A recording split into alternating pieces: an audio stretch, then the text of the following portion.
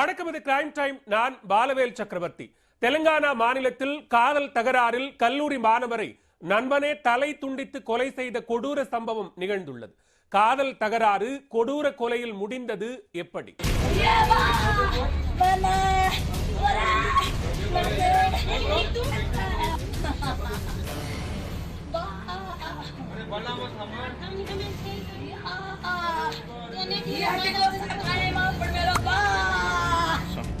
தெலங்கானா மாநிலம் நலகொண்டா மாவட்டத்தில் உள்ள மகாத்மா காந்தி பல்கலைக்கழகத்தில் பிடெக் இறுதியாண்டு படித்து வந்தவர் நினாவத் நவீன்.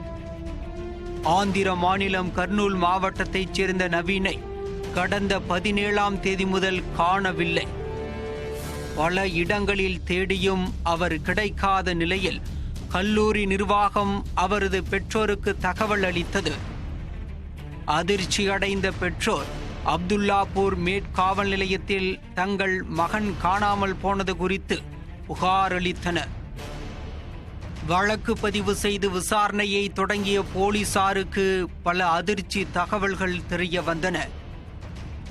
நவீன் மாயமான அன்றைய தினம் அதே கல்லூரியில் பிடெக் 2ஆம் ஆண்டு படித்து வந்த நண்பன் ஹரஹர கிருஷ்ணாவை பார்க்க சென்றது தெரிய வந்தது. 2 பேரும் இருசக்கர வாகனத்தில் பல இடங்களுக்கு சென்று இறுதியாக கிருஷ்ணாவின் சொந்த ஊரான ரங்காரெட்டி மாவட்டத்தில் உள்ள முசரம்பாக் கிராமத்திற்கு சென்றுள்ளனர். அதன்பின் நவீன் ஹாஸ்டலுக்கு திரும்பவில்லை என்பது விசாரணையில் தெரிய வந்தது. வழக்கு பதிவு செய்து தீவிர விசாரணையில் இறங்கிய போலீசார் செல்போன் அழைப்புகள் அடிப்படையில் ஹரஹர கிருஷ்ணாவை பிடித்து தீவிர விசாரணைக்கு உட்படுத்தினர். விசாரணையின் போது ஹரஹர கிருஷ்ணா அளித்த தகவல்களை கேட்டு போலீசார் அதிர்ச்சி அடைந்தனர். ஹைதராபாத்தில் உள்ள தில்குஷ் நகரில் 2 பேரும் ஒன்றாக இன்டர்மீடியட் படித்துள்ளனர். அப்போது முதல் இருவரும் நண்பர்களாக பழகி வந்தனர். இன்டர்மீடியட் படிக்கும்போது கிருஷ்ணா ஒரு மாணவியை காதலித்துள்ளார். ஒரு ஆண்டுக்கு பின் அந்த மாணவி அவரிடமிருந்து விலகிவிட்டார். இந்த சந்தர்ப்பத்தை பயன்படுத்தி நவீன் அந்த மாணவியுடன் நெருக்கமாக பழகி வந்துள்ளார்.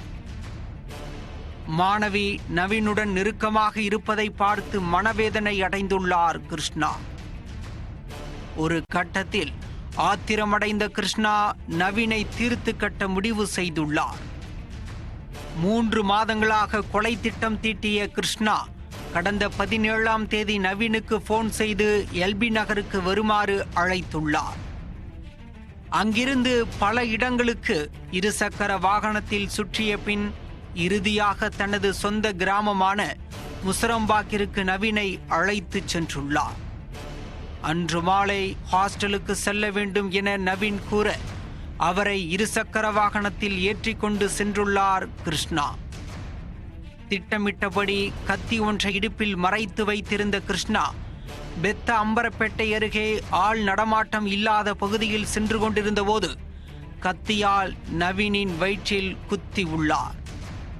அதன் பின்னும் ஆத்திரம் அடங்காத கிருஷ்ணா இரத்த வெள்ளத்தில் மயங்கி கிடந்த நவீனின் தலையை உடலிலிருந்து தனியாக வெட்டி எடுத்துள்ளார். பின்னர் அவருடைய நெஞ்சை பிளந்து இதயத்தை தனியாக எடுத்து